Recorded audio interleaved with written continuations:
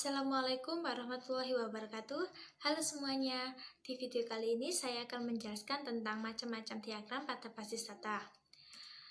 Pada slide pertama kita akan menjelaskan tentang DVD atau data flow diagram. Pengertiannya, DVD atau data flow diagram adalah suatu langkah atau metode untuk membuat sebuah rancangan sistem yang mana berorientasi pada alur data yang bergerak pada sistem lainnya. Fungsi DVD ini merupakan suatu aplikasi pembuatan model yang banyak digunakan, khususnya bila fungsi-fungsi sistem adalah bagian yang kompleks dan lebih penting daripada data yang dimanipulasi oleh sistem.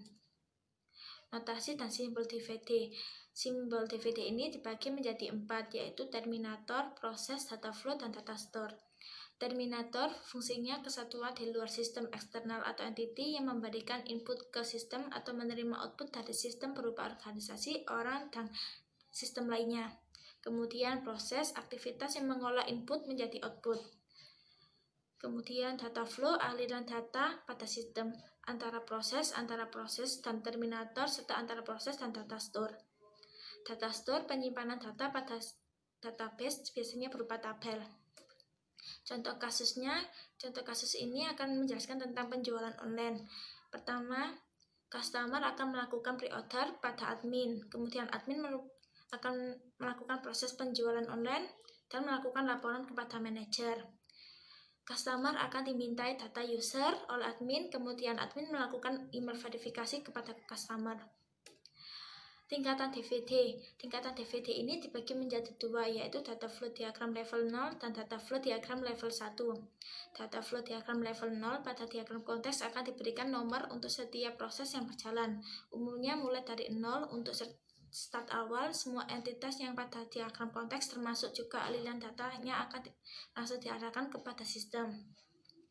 Kemudian data flow diagram level 1, DVD level 1 adalah tahapan lebih lanjut tentang DVD level 0, di mana semua proses yang ada pada DVD level 0 akan dirinci dengan lengkap sehingga lebih lengkap dan detail proses-proses utama yang ada di batch menjadi subproses. Perbedaan DVD level 0 dan 1.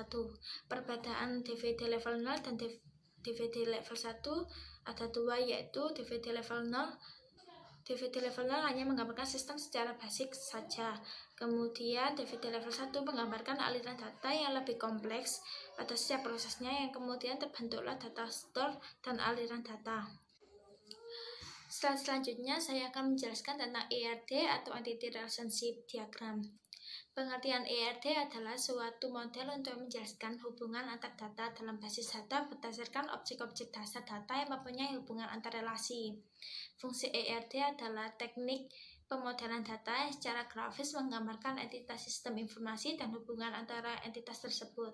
ERD adalah model data konseptual yang digunakan untuk mewakili infrastruktur kerangka entitas. Notasi dan simbol ERD. Simbol ERD dibagi menjadi 4, yaitu entitas, relasi, atribut, garis. Entitas adalah suatu objek yang diidentifikasi dalam lingkungan pemakai. Kemudian relasi menunjukkan adanya hubungan di antara sejumlah entitas yang berbeda. Atribut berfungsi mendeskripsikan karakter entitas. Atribut yang berfungsi sebagai key diberi garis bawah. Garis sebagai penghubung antara relasi dan entitas. Relasi dan entitas adalah atribut. Contoh kasusnya di sini akan menjelaskan tentang mahasiswa yang akan melakukan KRS untuk mata kuliah. Mahasiswa disimbolkan menjadi entitas, kemudian KRS disimbolkan menjadi relasi, dan mata kuliah disimbolkan menjadi entitas. Kemudian mahasiswa memiliki atribut yaitu NIM, nama, jurusan, dan alamat. Kemudian KRS memiliki atribut NIM, KDMK, TA, dan semester. Kemudian mata kuliah memiliki atribut KDMK, nama MK, dan SKS. Kemudian prosesnya mahasiswa akan melakukan KRS untuk mata kuliah selanjutnya. Pada slide selanjutnya saya akan menjelaskan tentang use case diagram. Pengertian use case diagram adalah suatu urutan interaksi yang saling berkaitan antara sistem dan aktor. Use case melalui sebuah cerita yang mana sebuah sistem itu dipakai. Sebuah use case menggambarkan sebuah interaksi antara pengguna dengan sistem yang ada. Fungsi use case diagram. Fungsinya dapat menggambarkan suatu urutan aktivitas proses yang ada pada suatu sistem, dapat menggambarkan proses bisnis dan juga urutan aktivitas yang ada dalam sebuah proses. Notasi dan simbol use case diagram. Simbol use case diagram ada 6, yaitu aktor, use case, association, generalisasi, garis include, dan garis extend.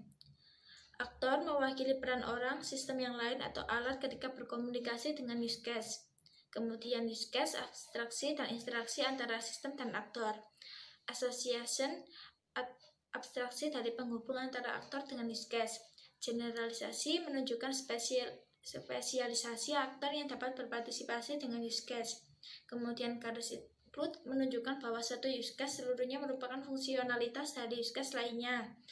Kemudian garis extend menunjukkan bahwa suatu use case merupakan tambahan fungsional dari use case lainnya jika suatu kondisi terpenuhi.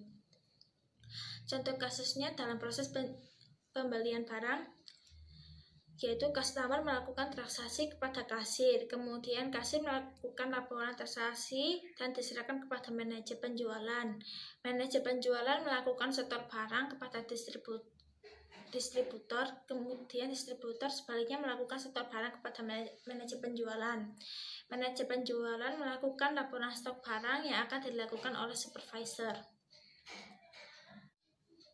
Pada slide selanjutnya saya akan menjelaskan tentang activity diagram. Pengertian activity diagram yaitu sebuah rancangan aliran aktivitas atau aliran kerja dalam sistem yang akan dijalankan. Fungsinya memperlihatkan urutan aktivitas proses pada sistem, membantu memahami proses secara keseluruhan. Activity diagram dibuat berdasarkan sebuah atau beberapa use case, menggambarkan proses bisnis dan urutan aktivitas dalam sebuah proses. Notasi dan simbol activity diagram dibagi menjadi 6, yaitu status awal, aktivitas, percabangan atau decision, penggabungan join, status akhir, dan swimian. Status awal, sebuah diagram aktivitas memiliki sebuah status awal. Kemudian aktivitas adalah aktivitas yang dilakukan sistem. Aktivitas biasanya diawali dengan kata kerja. Kemudian percabangan decision adalah percabangan di mana ada pilihan aktivitas yang lebih dari satu. Kemudian penggabungan atau join, penggabungan di mana lebih dari satu aktivitas lalu digabungkan jadi satu. Lalu status akhir yang dilakukan sistem. Sebuah diagram aktivitas memiliki sebuah status akhir. Swimian memisahkan organisasi bisnis yang bertanggung jawab terhadap aktivitas yang terjadi. Contoh kasusnya adalah saya akan menjelaskan tentang data sortir. Pertama, admin login ke sistem.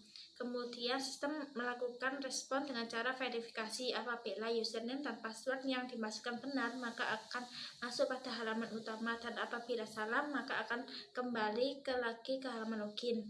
Admin dapat memilih menu saplir, kemudian input data. Kemudian data yang telah diinput oleh admin akan disimpan sistem ke database secara otomatis.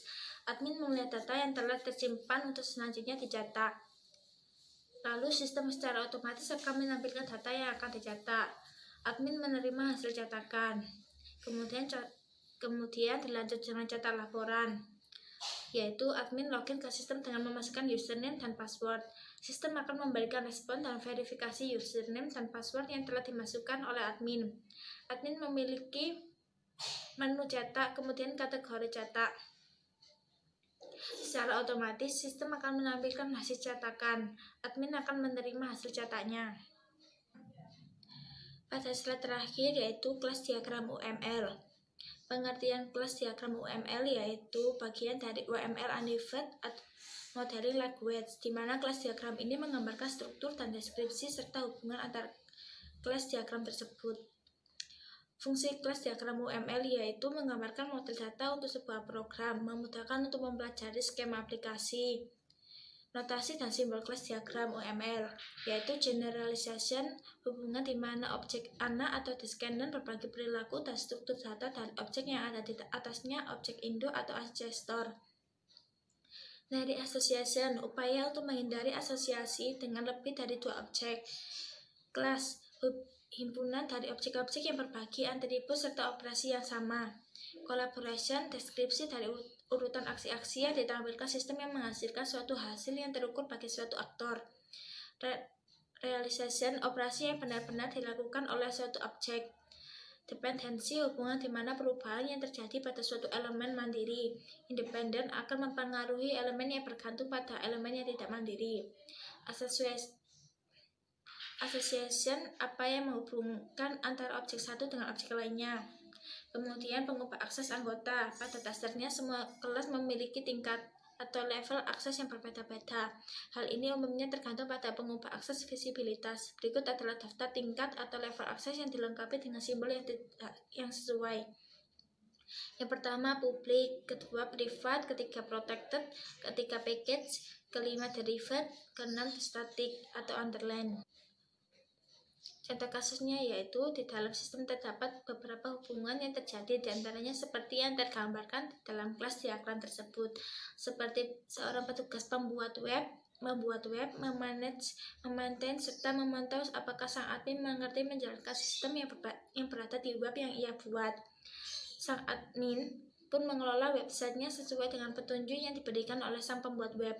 Admin juga mencatat secara otomatis transaksi pembelian yang dilakukan oleh pembeli di dalam sistem. Admin juga memberikan laporan keuangan secara rutin kepada pemilik. Jadi semua aktor mempunyai hubungan keterkaitan satu sama lainnya. Kemudian slide terakhir saya akan menjelaskan tentang perbedaan antar diagram, yaitu DVD adalah representasi grafis tentang bagaimana data mengalir melalui sistem. Kemudian ERD adalah diagram yang menjelaskan hubungan antar entitas atau tabel di dalam sebuah database. Diagram Wishgraph mewakili interaksi pengguna dengan sistem, kemudian diagram aktivitas mewakili serangkaian tindakan atau kontrol aliran dalam sistem yang mirip dengan diagram alur. UML menetapkan kelas diagram yang dapat digunakan untuk memodelkan struktur dan perilaku sistem perangkat lunak. Sekian dan terima kasih. Wassalamualaikum warahmatullahi wabarakatuh.